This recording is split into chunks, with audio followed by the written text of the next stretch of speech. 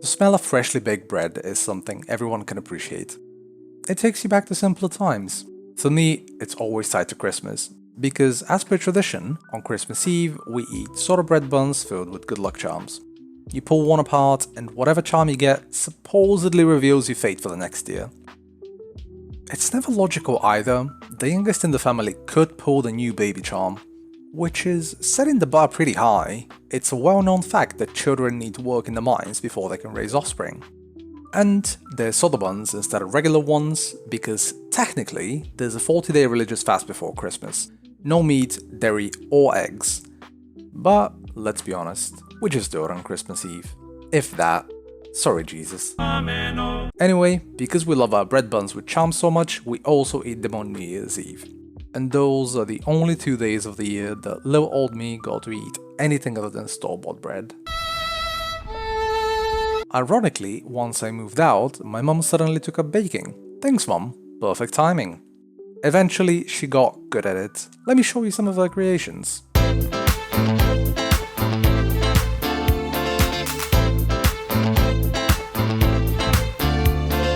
If you have a keen eye, you might have noticed that all of them are white bread. But why?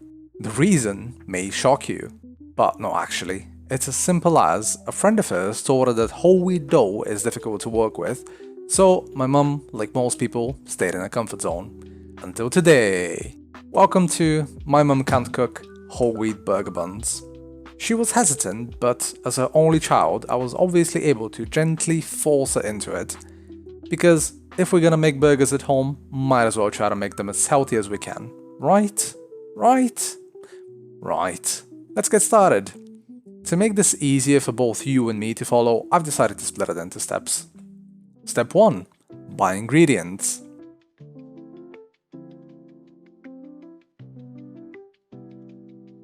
Step 2. Prep the flour. Mum fills a large bowl with 3 cups of whole wheat flour and sets it aside. Step 3. Activate the yeast. In 1 1/4 cup of room temperature water, she adds a tablespoon of honey, a packet of instant yeast, and a tablespoon of the flour she set aside. She mixes and lets it sit for 5 to 10 minutes until it's foamy, like so. If it's cold where you are, warm the water slightly to help the honey dissolve. We didn't need to, it was 40 degrees when we filmed this. Yes, indoors. Step 4. Combine everything. In the flour bowl, she makes a well and adds 2 more tablespoons of honey, salt, 1 whole egg, and 1 egg white, setting aside the unused yolk for later. She whisks the egg and honey a bit, adds the yeast mixture, the oil, and proceeds to roleplay as a stand mixer. This is where you should fill a second bowl with half a cup of flour and keep it nearby since you're gonna need it. Step 5. Gradual flour addition. While mixing the dough in the main bowl, she periodically starts adding flour from the second one, about 2 tablespoons at a time. Step 6. Knead.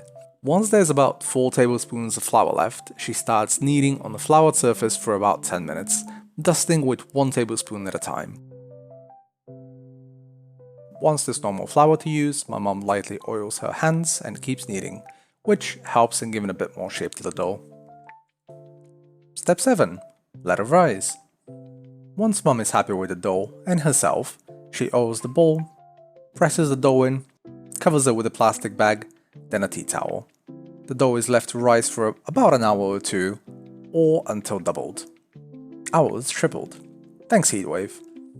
Step 8. Deflate and prep. She skips the classic punch the dough technique and instead uses an oiled up hand to scrape the dough. Still too sticky for her liking, so she dusts and kneads again. Step 9. Divide into buns. She starts by dividing the dough into 4 pieces with the intention of turning them into 8 buns as per the recipe, but since she's unfamiliar with this type of dough and she seems a bit uncomfortable working with it, she opts to make 6 buns instead? I don't know. Back to kneading. And more dusting. And more kneading. Mum splits the dough into 6 roughly equal pieces, and you guessed it, more dusting and more kneading. I get it. She then uses a kitchen scale to get all the buns to weigh about the same, and each bun turned out to be around 150 grams. See, I had the idea to weigh out the entire dough first and then calculate how much each bun would weigh and split them according to that, but I got told off, so here we are.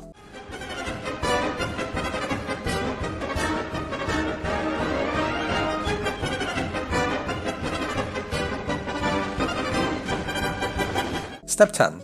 Shaping the buns.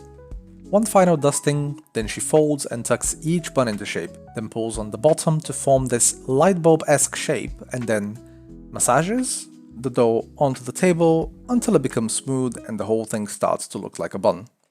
All the buns get placed on an oven tray and covered again for an hour.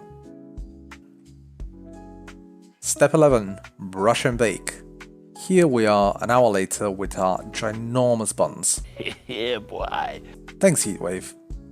The egg yolk we saved earlier is whisked together with a tablespoon of water and used to gently brush the tops. Optionally, you can cover the buns with sesame seeds. We didn't, because we didn't have any. And I'm gonna speed up the video quite a lot now, because I think it's really cool seeing how the buns start deflating while my mom's brushing them. The oven gets preheated to 200 degrees, and the buns get placed on the middle rack. My grandma's oven is very odd, so we had to place them on the bottom. We baked for 12 minutes, rotating once, and added 2 to 3 minutes on the foil since the bottoms were undercooked. My mom uses a toothpick to verify they'd done this. The way it works is that if there isn't any dough left on the toothpick when it comes out, then it's all good. Step 12. Butter them up. To finish off this recipe, Mom just grabs the stick of butter in her hand and starts rubbing it on the buns. We leave them on a rack to cool, and even though my mom knows this rack is hot because it just came out of the oven, she still wants to push it in a little bit. But at the same time, she knows she's gonna burn herself, so she does this little dance with her hand. I had a laugh about it, and I hope you do too.